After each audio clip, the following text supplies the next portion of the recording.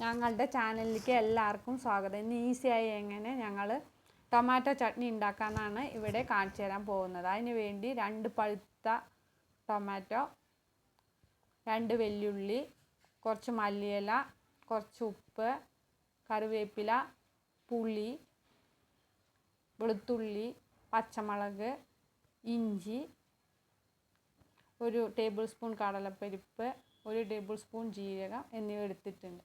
എന്നിട്ട് ഒരു കടായി അടുപ്പത്ത് വെച്ച് 2 ടേബിൾ സ്പൂൺ ഓയിൽ, ഇഷ്ടമുള്ള ഓയിൽ ചേർക്കാം. ഞാനിവിടെ സൺഫ്ലവർ ഓയിലാണ് യൂസ് ചെയ്തിരിക്കുന്നത്. അതിലേക്ക് ഫസ്റ്റ് നമ്മൾ കടലപ്പരിപ്പ് ആഡ് ചെയ്യണം. കടലപ്പരിപ്പ് ഒരു ഗോൾഡൻ ബ്രൗൺ ആവണ വരെ വഴറ്റി കൊടുക്കുക.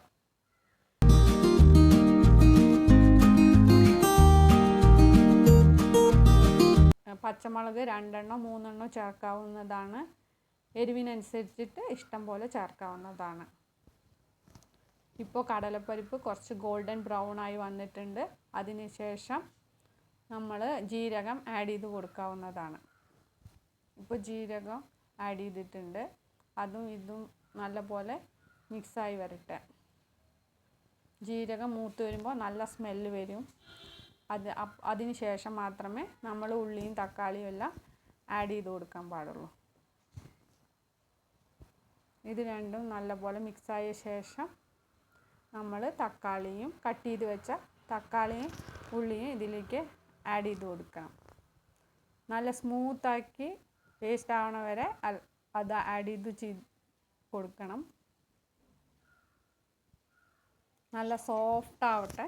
സോഫ്റ്റ് ആവണ വരെ നമ്മൾ ആഡ് ചെയ്ത് കൊടുക്കണം. പെട്ടെന്ന് സോഫ്റ്റ് ആവാൻ വേണ്ടിയിട്ട് കുറച്ച് ഉപ്പ് അതിലേക്ക് ആഡ് ചെയ്ത് കൊടുക്കുക. ഒരു 2-3 മിനിറ്റ്സ് നമ്മൾ നല്ലപോലെ വഴറ്റി കൊടുക്കണം. നല്ലപോലെ ഫൈൻ ചോപ്പൊന്നും ആകണ്ട, മീഡിയം സൈസിൽ കട്ട് ചെയ്താൽ മതി. കാരണം ഇത് അരച്ചെടുക്കാവുന്നതാണ്.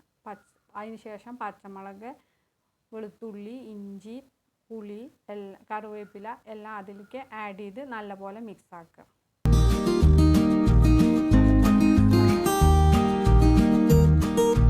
വേണമെങ്കിൽ ഈ സമയത്ത് കുറച്ച് 1 ടേബിൾ സ്പൂൺ ചൂടുവെള്ളം ചേർത്ത് കൊടുക്കാവുന്നതാണ്.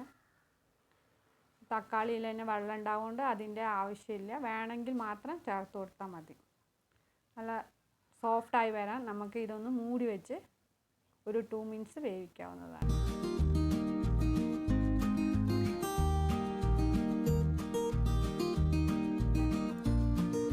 ഇപ്പോൾ അത് നല്ലപോലെ സോഫ്റ്റായി വരുന്നുണ്ട്. സോഫ്റ്റായി എപ്പോഴും തീ മീഡിയം ഫ്ലെയിമിലിട്ട് ചെയ്ത് കൊടുക്കണം. ഇല്ലെങ്കിൽ പെട്ടെന്ന് അത് ചിലപ്പോൾ ഉള്ളി കരിഞ്ഞു പോകാൻ സാധ്യതയുണ്ട്. അപ്പോൾ ലാസ്റ്റ് മല്ലിയില ആഡ് ചെയ്യണം. ആഡ് ചെയ്ത് മിക്സ് ആക്കി ഇത് നല്ലപോലെ ആറിയ ശേഷം മിക്സിയിലിട്ട് അരച്ചെടുത്തതാണിത്. അപ്പോൾ സോഫ്റ്റ് നല്ല തരിയായിട്ട് അരച്ചാൽ മതി. നല്ല സോഫ്റ്റ് ഫൈൻ പേസ്റ്റായി അരയ്ക്കാൻ പാടില്ല. അപ്പോൾ അതിനത്ര ടേസ്റ്റ് ഉണ്ടാവില്ല. ഇനി അതിലേക്ക് ഒരു കടുക് വറുത്ത് കൊടുക്കണം. അതിലേക്ക് കുറച്ച് ഓയിൽ ആഡ് ചെയ്ത് അതിന് ശേഷം അത് ഈ വെളിച്ചെണ്ണയോ സൺഫ്ലവർ ഏതാ ഇഷ്ടമുള്ള ഓയിൽ യൂസ് ചെയ്യാവുന്നതാണ്. ഞാനിവിടെ വെളിച്ചെണ്ണയാണ് യൂസ് ചെയ്തിരിക്കുന്നത്. കടുക് അതിന് ശേഷം കുറച്ച് കടുക് ഇട്ട് കൊടുക്കുക. കടുക് ഇട്ട ശേഷം കടുക് നല്ല പൊട്ടി വന്ന ശേഷം